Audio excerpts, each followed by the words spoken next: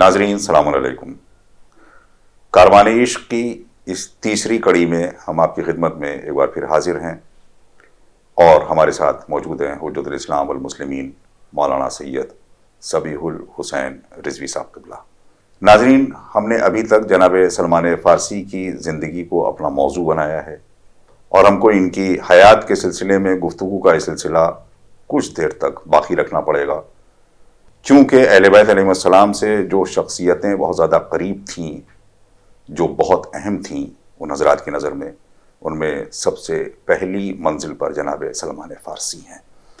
इनकी हयात के बहुत सारे पहलुओं को हम आपकी नज़र कर चुके हैं और चंद बहुत ही अहम पहलू आपकी ज़िंदगी के अभी बाकी हैं। हमारी कोशिश होगी कि कम से कम वक्त में उनकी ज़्यादा से ज़्यादा बातें आप तक पहुँचा सकें। जनाब सलाम अलैकुम। वालेकुम अस्सलाम व रहमतुल्लाह। पिछली नशिस्त में आपने जनाब सलमान फ़ारसी ने जो जंग खंदक में मुसलमानों की मदद की, और बहुत अहम जंग थी, ज़ाहिर है कि उसमें अगर आप वो खंदक न खुदवाते और वो चीज़ यहाँ पर ना राइज होती तो बहुत बड़ा हमला होता और बहुत ख़तरनाक साबित हो जाता। तो जंगी एतबार से आपकी और भी कुछ खिदमात हैं?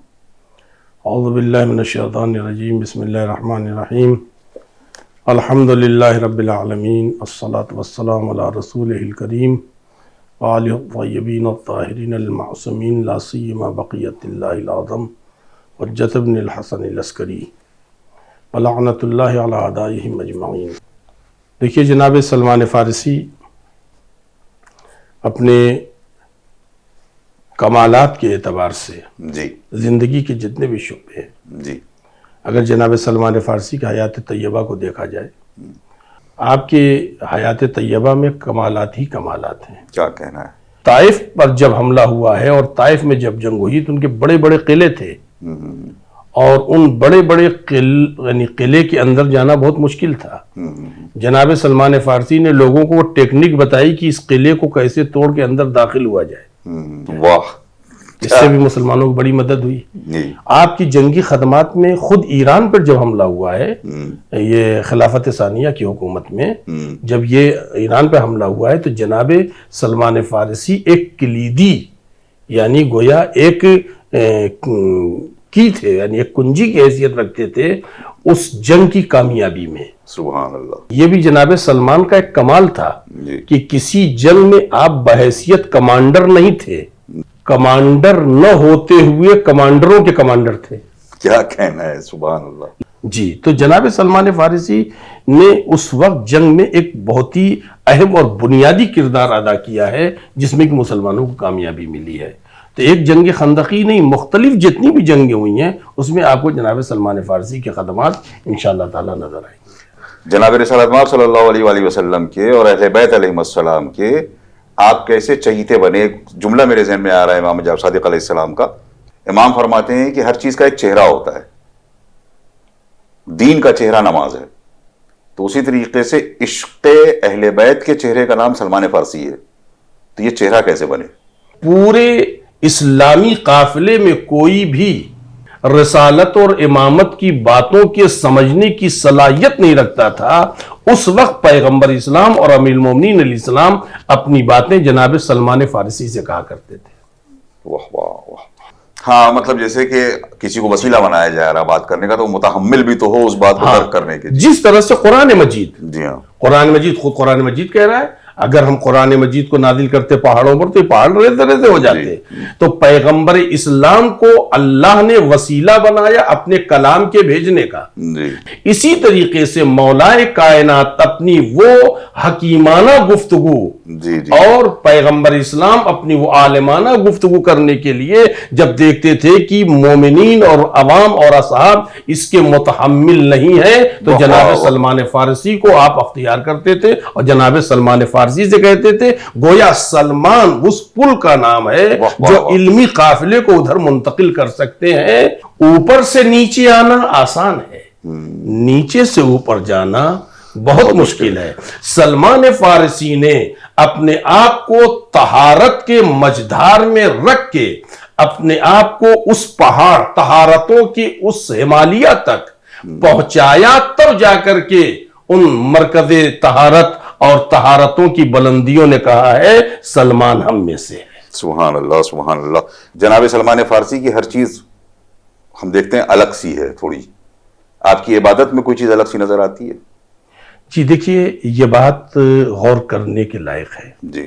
اور ہمیشہ ہمارا مکتب اہل بیت علیہم الصلوۃ والسلام عادتاً عبادت کا قائل نہیں ہے. بہت اچھی بات ہے. لہذا جناب سلمان فارسی کی کوئی بھی عبادت عادتاً نہیں تھی بلکہ مرضی خدا کے مطابق تھی، جس میں سے روایت امام جعفر صادق علیہ الصلوۃ والسلام سے کہ پیغمبر اسلام اصحاب کا مجمع ہے، اس اصحاب کے مجمع میں پیغمبر نے سوال کیا کون ہے جو پوری رات عبادت کرتا ہے؟ واہ واہ واہ واہ. ایک سوال. بہت اچھی بات. جناب سلمان فارسی اٹھے کہا یا رسول اللہ میں. پھر پیغمبر کہتے ہیں کون ہے جو پورے سال روزے رہتا ہے؟ پیغمبر اسلام نے یہ بات کی، صاحب نے سناٹا. پھر سلمان اٹھے کہا یا رسول اللہ میں. پھر اس کے بعد پیغمبر نے تیسرا سوال کیا اپنے اصحاب سے. یہ اصحاب کا مجمع ہے، یہ عوام کا مجمع نہیں ہے، یہ اصحاب کا مجمع ہے. جی جی. اصحاب کے درمیان پیغمبر سوال کر رہے ہیں کون ہے جو روزانہ قرآن مجید ختم کرتا ہو؟ ظاہر سی بات ہے مسئلہ تو ہے. جناب سلمان فارسی اٹھے کھڑے ہوئے کہا یا رسول اللہ میں.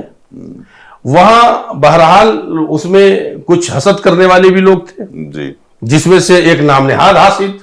اس نے پوچھا یا رسول اللہ رات بھر سلمان کو میں سویا ہوا دیکھتا ہوں، یہ کب پوری رات عبادت کرتے ہیں؟ جھوٹ بولتے ہیں معاذ اللہ یاد باللہ، یہ جھوٹ بولتے ہیں. دن بھر میں دیکھتا ہوں یہ کھاتے پیتے ہیں، کب یہ روزے رہتے ہیں جو کہہ رہے ہیں کہ میں پورے سال روزہ رہتا ہوں؟ بالکل جھوٹ بولتے ہیں. اور کہا کہ یہ کہتے ہیں روزانہ. آپ نے پوچھا کہ قرآن مجید روزانہ کون ختم کرے گا؟ ٹہلتے ہیں پھرتے ہیں، کب یہ قرآن مجید پورا ختم کر دیتے ہیں؟ تو پیغمبر اسلام نے جواب نہیں دیا. پیغمبر اسلام نے جواب نہیں دیا. پیغمبر اسلام نے ارشاد فرمایا سلمان تم خود بتاؤ. جی. تو جناب سلمان فارسی کہتے ہیں کہ یا رسول اللہ کیا آپ نے یہ نہیں فرمایا ہے اگر مومن وضو کر کے سوئے تو پوری رات عبادت ہے؟ واہ واہ. پیغمبر نے فرمایا یہ تو میں نے کہا ہے. کہا میں وضو کر کے سوتا ہوں. دیکھیے عادتاً نہیں ہے. سبحان اللہ. عادتاً یہ نہیں کہ پوری رات کھڑے ہے آدمی، اس لیے کہ سونا بہت ضروری ہے. سونا انسان کی جسم کے لیے بہت ضروری ہے، یہ انرجی ہے. اپنے نظام حیات کو ڈسٹرب کرنا خود گناہ ہے. خود گناہ. بہت احسن، بہت اچھی بات. اپنے جو ہے زندگی کے تمام اصولوں میں، اس کے قوانین میں، اس کے سسٹم میں کسی بھی طریقے کی مداخلت کرنا یہ بے عقلی. جی ہاں. اللہ اور اس کے رسول نے، ائمہ نے سب سے زیادہ زور تو اسی پہ دیا ہے کہ آپ اپنی صحت کیسے سنواریے، اور صحت کے ہی لیے سب کچھ ہے. کہ رسول اللہ آپ نے خود فرمایا ہے ہر مہینے کی شروع اور درمیان اور آخر میں اگر ایک ایک روزہ رکھ لیا جائے تو پورا مہینہ جو ہے روزے میں ہوتا ہے. اور ظاہر سی بات ہے جب پورا مہینہ روزے میں ہے تو میں ہر مہینے یہ کام کرتا ہوں تو پورا سال میرا روزے میں. ایک نیکی کا ثواب 10 گنا ویسے بھی ملتا ہے. تو جناب سلمان فارسی سے پیغمبر اسلام نے کہا کہ قرآن کیسے ختم کرتے ہو؟ تو کہا کہ یا رسول اللہ آپ نے فرمایا ہے اگر کوئی شخص ایک مرتبہ سورہ توحید پڑھ لے واہ واہ تو 1/3 قرآن مجید کو ثواب مل گیا. اگر 2 مرتبہ اور اگر 3 مرتبہ کوئی سورہ توحید پڑھ لے تو گویا مکمل اس نے قرآن مجید پڑھ لیا، مکمل قرآن مجید پڑھ لیا، اس کا ثواب حاصل کر لیا. جی. تو پیغمبر نے فرمایا ہاں. کہا یا رسول اللہ میں روزانہ 3 مرتبہ سورہ توحید پڑھتا ہوں تو لہذا قرآن پڑھنے کا مجھے ثواب مل یہ جاتا. عبادت کو کتنا سہل بنا دینا، کتنا سہل بنایا. اسی موقع پر پیغمبر اسلام سے ایک روایت ہے کہ پیغمبر نے فرمایا ہے کہ اے علی تم سورہ توحید کی طرح ہو. کیا کہنا ہے. واہ واہ. وہ اس طرح سے کہ اگر کوئی شخص تمہاری محبت کا اقرار کرتا ہے زبان سے تو گویا اس نے ایمان کا ایک حصہ حاصل کیا. واہ واہ. اور اگر وہی دل سے اقرار کرے تو گویا اس نے 2 ایمان کے حصے کو مکمل کیا ہے.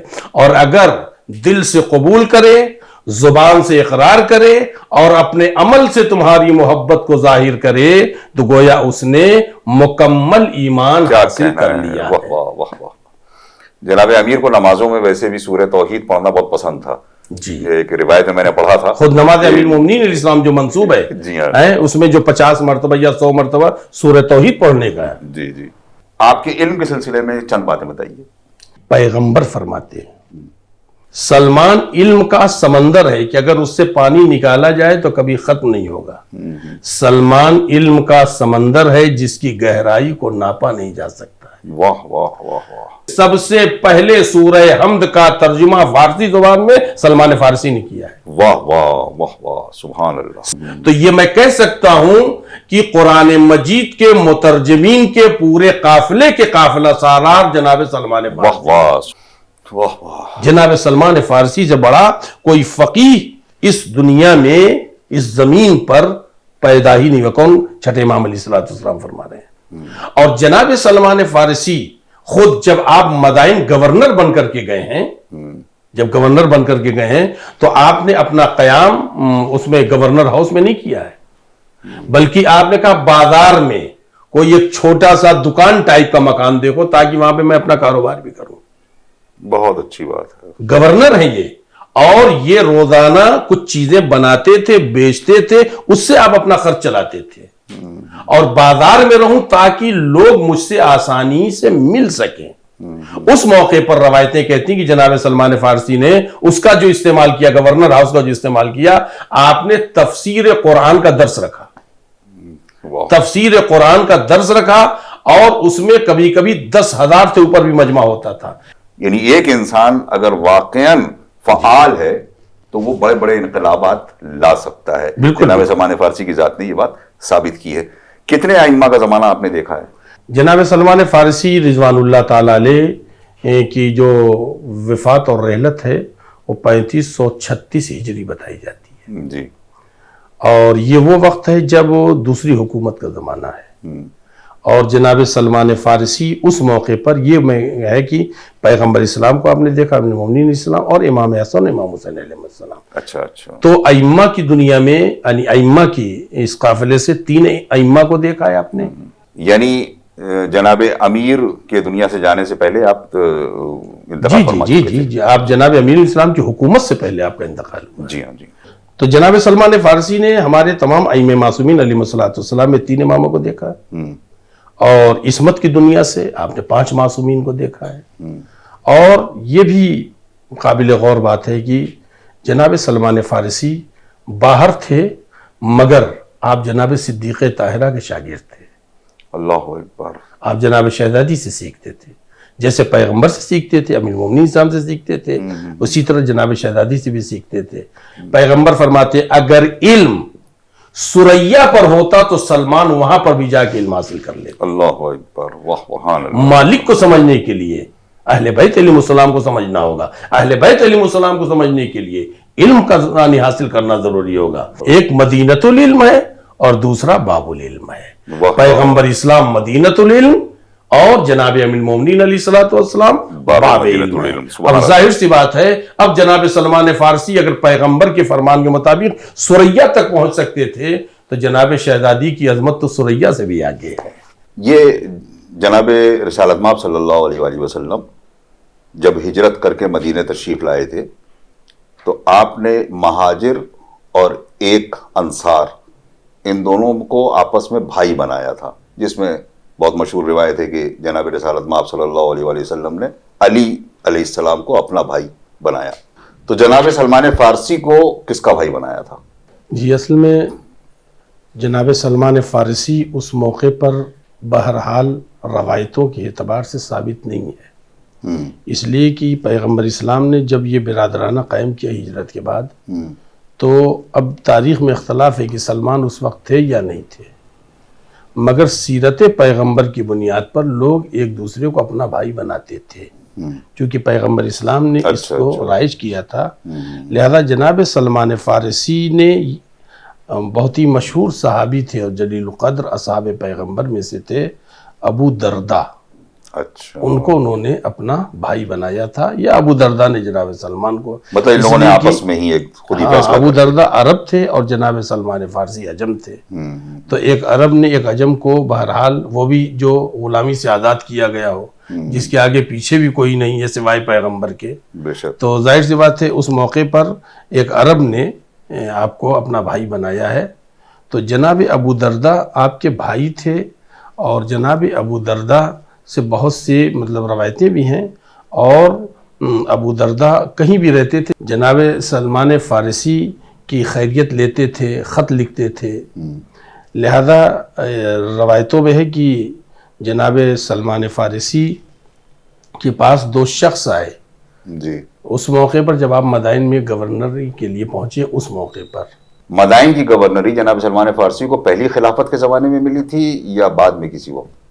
یہ دوسری خلافت میں ملی. دوسری خلافت میں ملی تھی. اچھا. جب مدائن کے حالات بہت خراب ہو گئے، دوسری خلافت میں بہت زیادہ خراب ہو گئے، تو ان لوگوں نے خط لکھا تھا کہ آپ ہمارے یہاں کسی ایسے انسان کو گورنر بنا کے بھیجیے جو ہمارے مدائن کے مسائل کو حل کر سکے، اور ہو سکے تو مولا کائنات حضرت علی بن ابی طالب علیہ السلام سے بھی مشورہ کر لیجئے گا. کیا کہنا ہے؟ اور ان کے مشورے سے مطلب کسی کو بھیجیے. جی. تو جناب سلمان فارسی کے سلسلے سے یہ بات ملتی ہے کہ خلیفہ وقت کی ملاقات امیر المومنین علیہ السلام سے ہوئی تو انہوں نے کہا کہ یا علی مدائن کے حالات ٹھیک نہیں ہیں، اور مدائن والوں نے خط بھی لکھا ہے کہ ہمارے پاس کوئی اچھا اور ہوشیار انسان بھیجیے جو ہماری مسائل کو حل کر سکے، مشکلات کو دور کر سکے، اور یہ بھی لکھا ہے کہ آپ سے مشورہ بھی کر لیا جائے. تو آپ کی نظر میں کیا ہے؟ تو مولا نے فرمایا میری بات تو تم مانو گے نہیں، اس لیے جن کا نام میں لوں گا تم مانو گے نہیں. کہا نہیں، آپ کا یہ کہ سلمان کو بھیج دو. تو جناب سلمان فارسی مدائن کے لیے جو گورنر منتخب ہوئے ہیں، یہ یعنی گویا حکومت اسلامی کے لائق اگر کوئی امیر المومنین اسلام کی نظر میں تھا تو جناب سلمان فارسی. کیا کہنا ہے؟ واہ. جناب سلمان فارسی کے پاس جب آپ مدائن پہنچے تو 2 لوگ ذرا سا چاپلوسی کے عنوان سے آئے. انہوں نے کہا ہم شام سے آئے آپ کے دوست ابو دردہ کے پاس سے. جناب سلمان سمجھ گئے کہ ان لوگوں کی نیت کیا ہے، میرا تقرب حاصل کرنا تاکہ اس کے ذریعے سے یہ لوٹ رسوٹ کریں اور حکومت میں مداخلت کریں. تو جناب سلمان فارسی چونکہ سادے تھے، لہذا جناب سلمان فارسی یہ بھی ظاہر کر دینا چاہتے تھے کہ میں جو تمہارے پیٹ میں وہ بھی میں جانتا ہوں، جو تمہارے دل میں وہ بھی میں جانتا ہوں، جو تمہارے سینے میں وہ بھی میں جانتا ہوں. لہذا جناب سلمان فارسی ان کی نیت سمجھ گئے، اور وہ لوگ دولت مند تھے اور وہ اظہار بھی کر رہے تھے کہ ہم اہل دولت ہیں. تو ان لوگوں نے پہلا سلام کے بعد جو کلام کیا ہے وہ یہ کہ ہم آپ کے دوست ابو دردہ کے پاس سے آئے ہیں.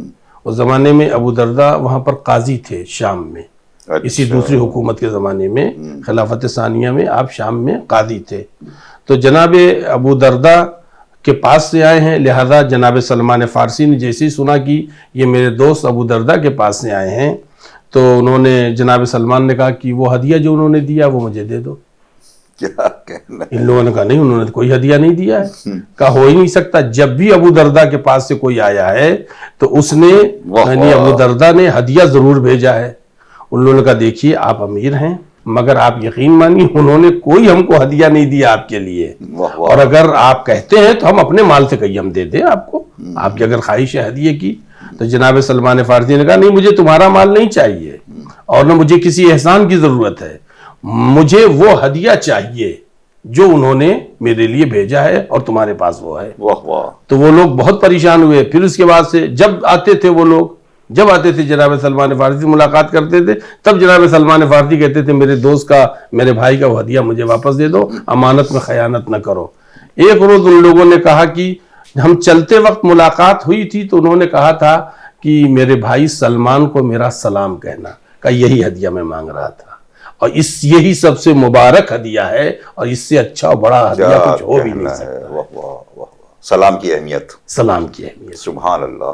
آپ نے فرمایا کہ جناب ابو دردہ سے جناب سلمان فارسی کب اخوت قرار پائی تھی، بھائی چارہ قرار پایا تھا. یہ مدائن میں تھے، وہ شام میں تھے، ظاہر ایک بڑا فاصلہ ہے، اور بھائی بھائی کی خبر گیری تو کرتا ہی ہے، خالی سلام سے تو کام چلے گا نہیں. تو یہ کیسے ان دونوں کا رابطہ بھی بنا رہا، اور حکومت کے زمانے میں جناب ابو دردہ کا کوئی اہم رول، کوئی چیز ایسی آئی ہے جو تاریخ میں قابل ذکر ہو؟ دیکھیے ابو دردہ جو تھے یہ در حقیقت قاضی تھے، حکمرانی یعنی گورنر نہیں تھے، قاضی تھے. تو لہذا یہ وہاں کے مسائل اور جو یعنی انصاف کا معاملہ تھا، کورٹ کا معاملہ ہوتا تھا، کچہری کا معاملہ تھا، تو وہ دیکھتے تھے. لہذا کوئی ایسی ان کی حکومت میں جو جناب سلمان فارسی کی ایک بنیادی رول دکھائی دیتا ہے اس طریقے سے تو ابو دردہ کا نہیں تھا. مگر ہاں جو آپ نے یہ پوچھا ہے کہ ان کا آپس میں رابطہ کیسے تھا، تو جیسے دیکھیے خط و کتابت کا رابطہ ہر زمانے میں رہا ہے. ایک جگہ وہ واقعہ ملتا ہے کہ جناب ابو دردہ نے ایک خط لکھا تھا جناب سلمان فارسی کے نام، اور خط بھی بہت بڑا نہیں ہے مگر ہے بہت ہی حکیمانہ. کیا کہنا؟ جناب ابو دردہ نے خط ان کو بھیجا، لکھا کہ میرے بھائی ہم دونوں ایک دوسرے سے بہت دور ہو گئے، جدا ہو گئے، مگر اس کے بعد پہلی خبر یہ ہے کہ اللہ نے مجھے بہت زیادہ مال و ثروت بھی دیا ہے اور مجھے بہت زیادہ صاحب اولاد بھی بنایا ہے، زیادہ نہیں بس صاحب اولاد بھی بنایا ہے۔ ایک خبر تو یہ ہے نئی، اور دوسری نئی خبر یہ ہے کہ میں شام میں ہوں۔ ارض مقدس کی لفظ استعمال کی انہوں نے اپنے خط میں، چونکہ بیت المقدس شام کے ایریے میں پڑتا ہے، لہذا اس پورے علاقے کو یعنی ارض مقدس کہتے ہیں۔ جناب ابو درداء نے لکھا کہ اللہ تعالیٰ نے مجھے ارض مقدس پر سکونت دی ہے۔ جناب سلمان فارسی نے جو جواب دیا ہے وہ بہت حکیمانہ ہے۔ آپ نے جواب میں لکھا کہ دیکھو ابو درداء، مال اور ثروت کا زیادہ ہونا یہ سعادت نہیں ہے۔ اللہ اکبر۔ سعادت تو یہ ہے کہ جتنا تمہارے پاس علم ہے وہ تمہیں فائدہ پہنچائے۔ کیا کہنا ہے، سبحان اللہ۔ جتنا تمہارا علم تمہارے پاس ہے وہ تم کو فائدہ پہنچائے، یعنی تمہارا علم تمہارے لیے نفع بخش ہو، اور سب سے بڑا نفع یہ ہے، یعنی اب یہ میں وضاحت کر رہا ہوں، علم کا سب سے بڑا نفع یہ ہے کہ انسان اپنی زندگی اس طرح بسر کرے جس طرح خدا چاہتا ہے۔ تمہاری سب سے بڑی سعادت اور نیک بختی یہ ہے کہ تمہارا علم تم کو جتنا بھی تم جانتے ہو وہ تمہیں نفع پہنچائے، تمہیں عالم با عمل بنائے۔ بے شک۔ امام خمینی کا بڑا خوبصورت جملہ ایک میرے ذہن میں آ رہا ہے، تو فرماتے ہیں کہ ایک باعمل انسان جتنا زیادہ دنیا کو متاثر کر سکتا ہے اتنا ایک آدمی تبلیغ کر کے متاثر نہیں کر سکتا ہے کسی انسان کو۔ صحیح ہے، صحیح ہے جی۔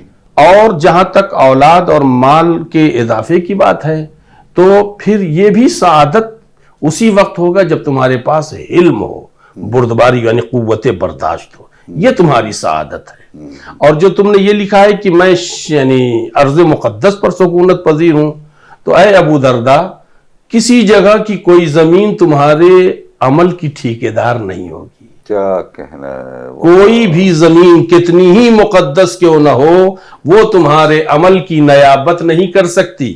لہذا اے ابو درداء، تم اپنے آپ کو محسوس کرو اپنے عمل کے معاملے میں، یعنی اپنے عمل کے معاملے میں یہ محسوس کرو کہ گویا تم انصاف کرنے بیٹھے ہو، اب دیکھو تم نے عمل کیسا کیا ہے۔ کیا کہنا ہے۔ اور دوسری بات یہ، اپنے آپ کو ہر وقت اس طرح موت کے لیے تیار سمجھو جیسے حالت احتضار میں جانکنی کے وقت انسان اپنے آپ کو موت کے لیے تیار رکھتا ہے۔ سبحان اللہ، سبحان اللہ۔ ناظرین، ہم یہ کہتے ہوئے آپ سے آج اجازت چاہتے ہیں کہ جناب امیر علیہ السلام کا بہت خوبصورت ایک جملہ ہے۔ آپ فرماتے ہیں کہ زمین پر آدمی رہتا ہے اور کس زمین پر دفن کیا گیا ہے وہ اتنا معتبر نہیں ہوتا جتنا معتبر انسان کا اپنا کردار ہوا کرتا ہے۔ جس زمین پر جائے گا اس زمین کو گلستہ بنا دے گا۔ آج ہم آپ سے یہی اجازت چاہتے ہیں۔ خدا حافظ و ناصر، والسلام علیکم ورحمۃ اللہ وبرکاتہ۔